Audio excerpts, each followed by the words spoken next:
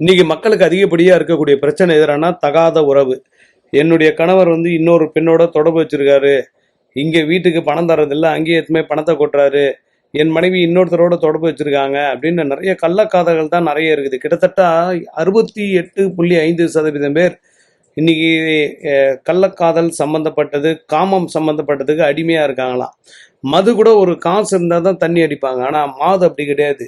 ஒரு மனிதனை மென்டல் ஆக்கக்கூடிய ஆற்றலும் உண்டு, ஒரு மனிதனை நடுத்தருக்கு வர வைக்கக்கூடியதும் உண்டு. நிறைய தீராத பிரச்சனையிலேருந்து யாராவது மாட்டிக்கிட்டு முழிக்கிறீங்களா?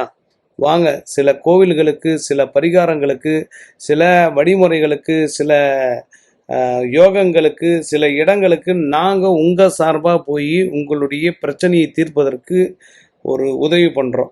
இதுக்கு காணிக்கை என்பது உண்டு, ஒன்றுமே கிடையாது. உங்களுடைய பேர், ராசி, நட்சத்திரம், உங்களுடைய ஜாதகத்தை எங்கள் கையில் கொடுத்தீங்கன்னா எங்கே போய் என்ன தீர்வு கொடுக்க முடியுன்றதை பண்ணுவோம்.